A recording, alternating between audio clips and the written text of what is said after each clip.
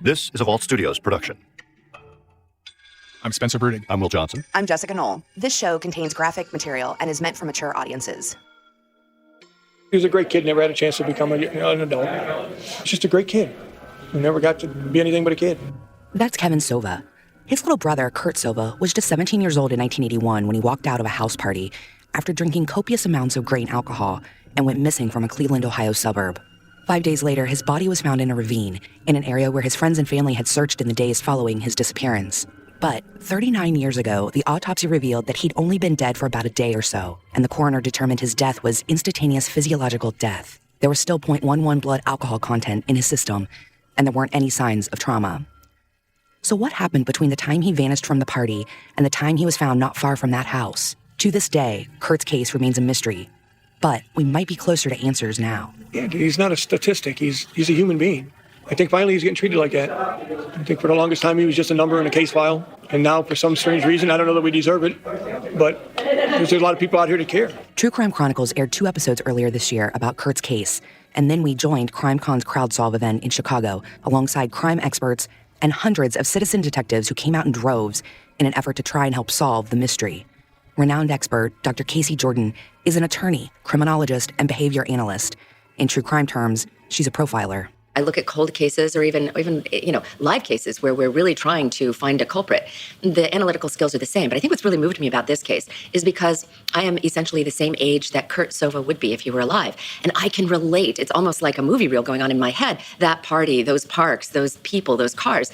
I was that 17-year-old in 1981. So the idea that you can get 300 people together, ranging in age obviously from 20 up to 86, and they care about a 32-year-old case, that's what's really amazing. This idea that it doesn't really matter how much time passes, a cold case is worth looking at, and people really want to, even if they can't solve it, they want to add some avenues, some new thoughts. I mean, if it takes a village to raise a child, I mean, it takes a crowd solve to solve a case. She explains what a profiler does. It is investigative profiling, and it is really just the same work that detectives do, that investigative journalists do. It's just we put the academic spin on it, where we actually crunch those numbers, do the statistics. It's all just probability. What the profiler really does is, from an academic perspective, not from an intuitive perspective or not based on our emotions, but try to logically analyze, almost like a 3-dimensional tic-tac-toe board, although it can be 5, 6, 7 dimensions sometimes.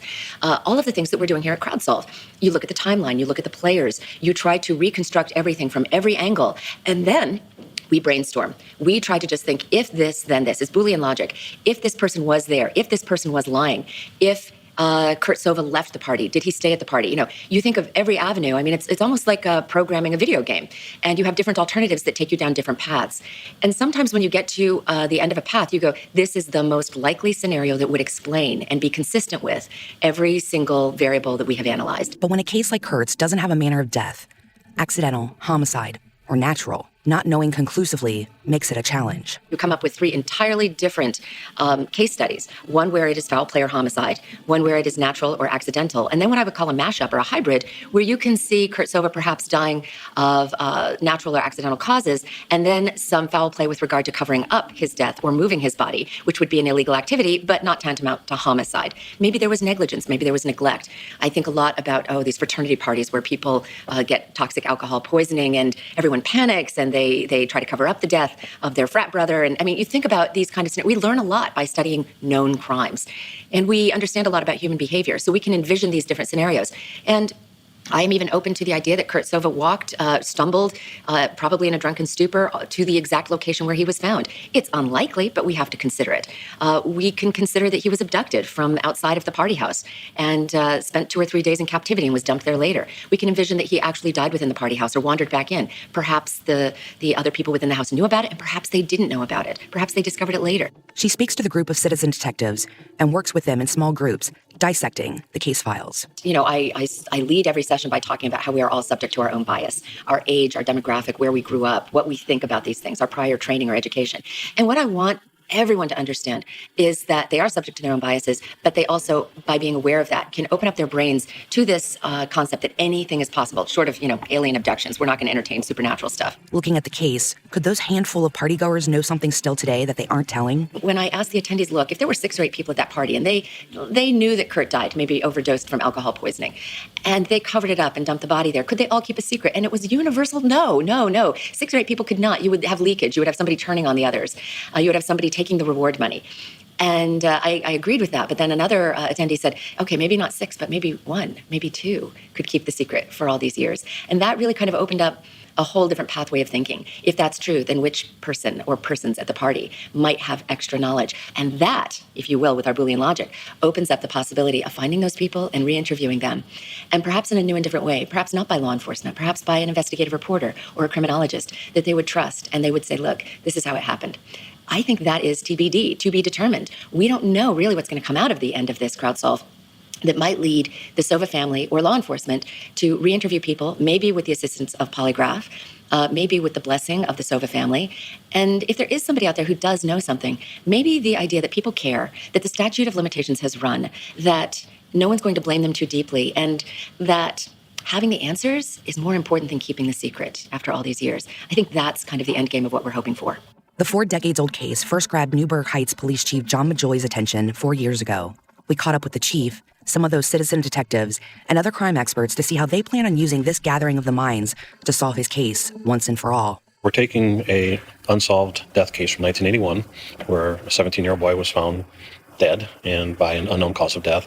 Had been missing for 5 days, and we're presenting it to 300 strangers that are armchair detectives in a good way, and analyzing the case, breaking it down, and looking at it from a lens that investigators don't always look at it from. He's standing inside a Chicago hotel amid hundreds of what he calls armchair detectives who want to help him solve this case that's plagued his department, the Ohio community, and the Sova family for nearly 40 years. Well, we're at the point where this is not a case that's going to be solved by technology. This is not a case that's going to be solved by DNA. This is going to be a case solved by basically trying to put the pieces of the puzzle together and look at what happened.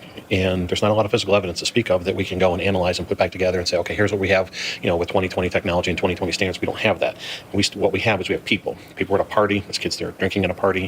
He goes outside with a friend goes inside, friend comes back out, Kurt's gone, our victim. And so, somebody knows what happened, and there's got to be some sort of plausible reason why he turned up dead. And maybe it was accidental, that's fine, but how did he get to where he was at? He was gone for 5 days. Nobody saw him, nobody knew where he was at. He's in the same exact clothing he was wearing the night he went missing. So all these things are just really critical pieces of the puzzle.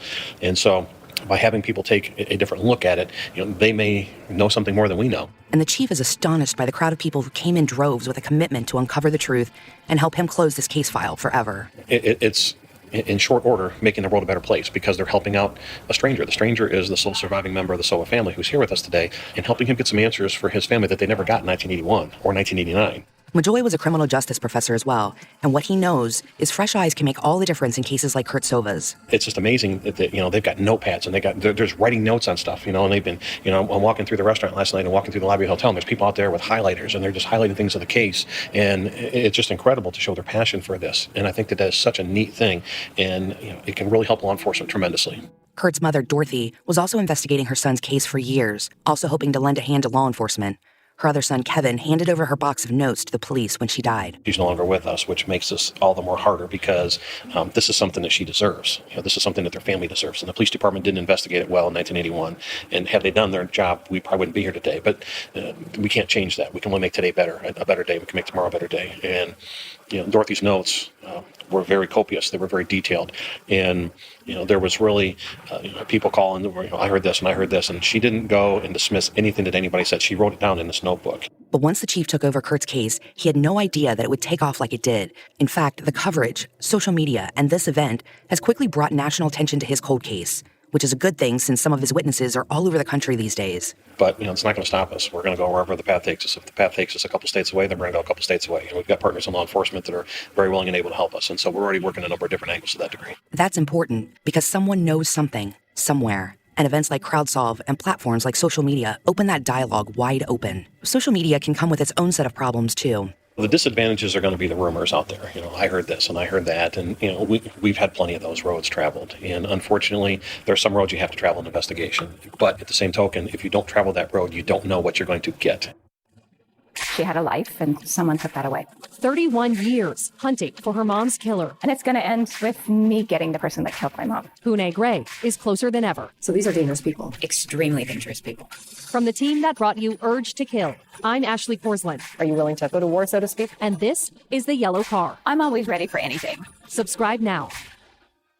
As for the investigation, Chief Majoy is focusing on the time of death and trying to figure out when that actually was, a challenge for him and others, to say in the least. So essentially what we have so far is that the time of death originally was 24 to 36 hours. He was found at 5:30 in the afternoon, which would have put his death from 5:30 in the preceding morning till then, which is, okay, where was he at Friday night, Saturday night, Sunday night, Monday night? So that's basically about 4.5 days. Where was he at for four and a half days, which is some of the investigative leads or paths we've been following. But now that we're putting some of these numbers together in front of some of the experts, we're finding that the time of death could have conceivably have been Friday night.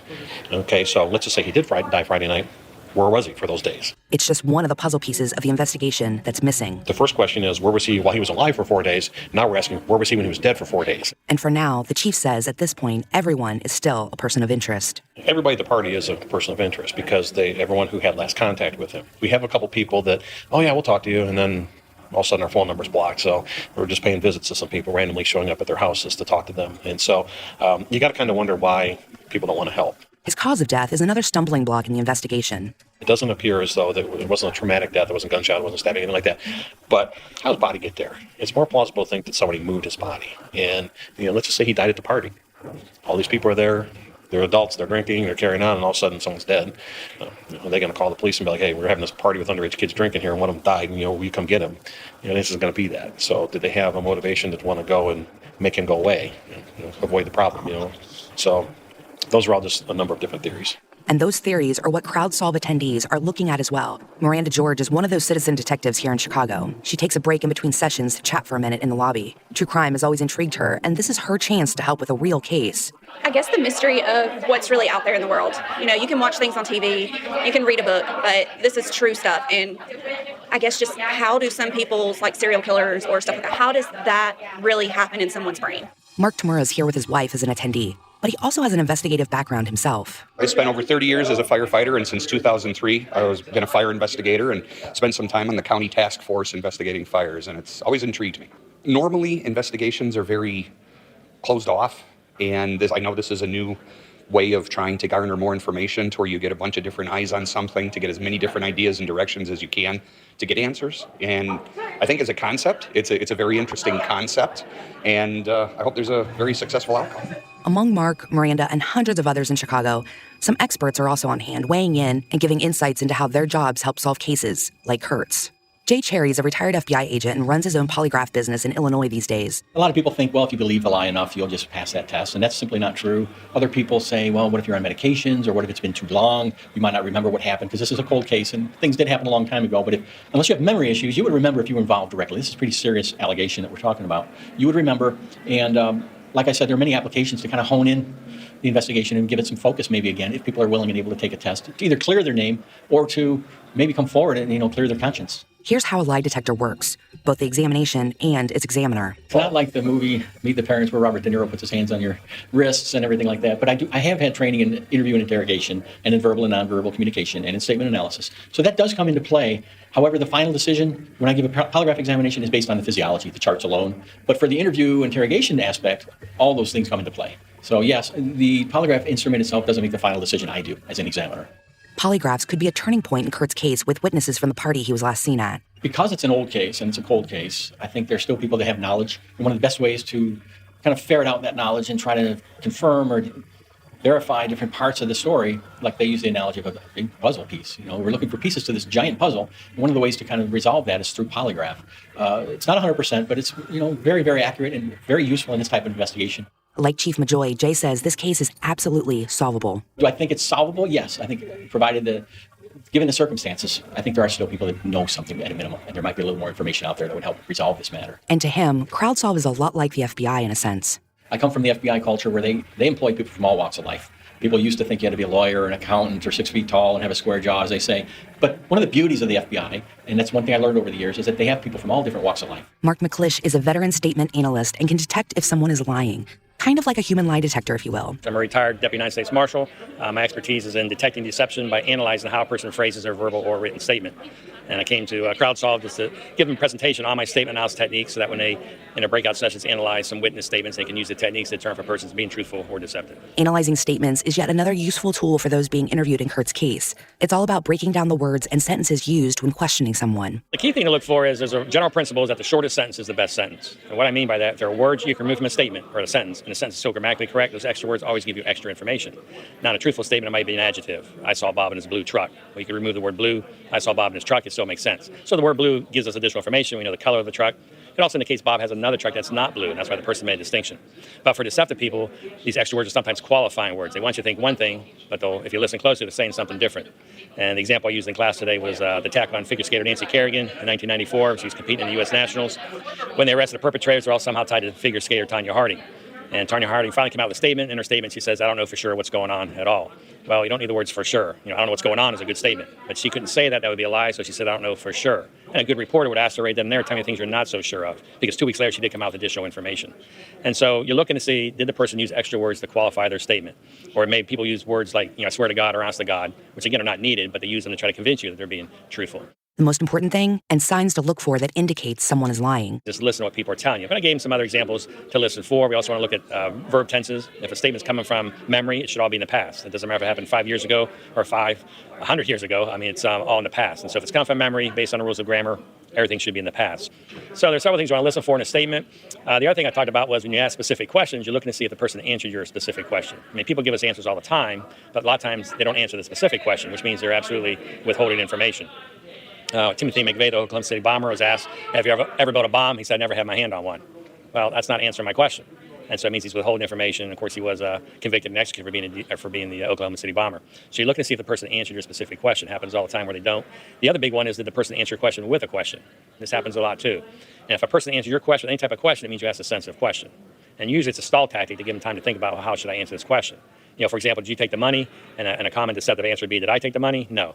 Now, they said no, but before they could say no, they answered the question with a question. And that's a classic way of doing it, by repeating the question. Dr. Casey Jordan's goal for the weekend is really all about Kurt's family. As a criminologist, everyone thinks that my focus is always on criminals, but I spend a lot of time dealing with dead victims. And so the people who speak for them are their loved ones, their friends, and their family. I would argue that I know the suffering of the families even better than I know the minds of the criminals.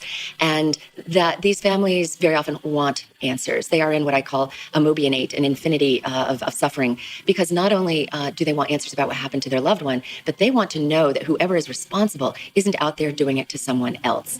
And the weight of that really allows them to give me their blessing for the kind of work I do, going in and interviewing serial killers or rapists or child molesters, not to glorify them ever, but to get answers that can help solve crimes and bring peace to family members. This may be the crowd who will bring the peace Dr. Jordan talks about to the Sovis family.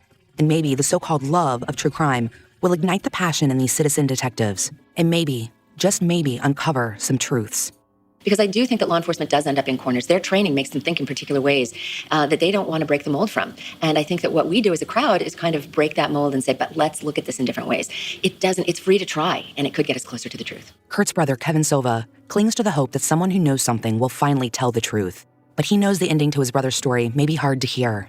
I know somebody out there knows, even if it's not what we want to hear, even if he died because of a tragic decision he made, and he put himself in a vulnerable situation. Closure. I want closure. And then I want you folks to move on and help another family. It's pretty amazing to feel love from people that don't even know you. What this has done and what it can do for more families is bring national attention to a tragedy that usually stays within a small circle of where it happens. I'm 60-year-old now. I'm closer to the end of my life than the beginning. So stop taking things for granted and keep your loved ones close. Love on them and hug on them, because they could be gone tomorrow. And you definitely don't want to say, oh, I should have done this or I should have done that. Do it now while you can. If you have any information, you can call or text Crime Stoppers at 216-386-0024.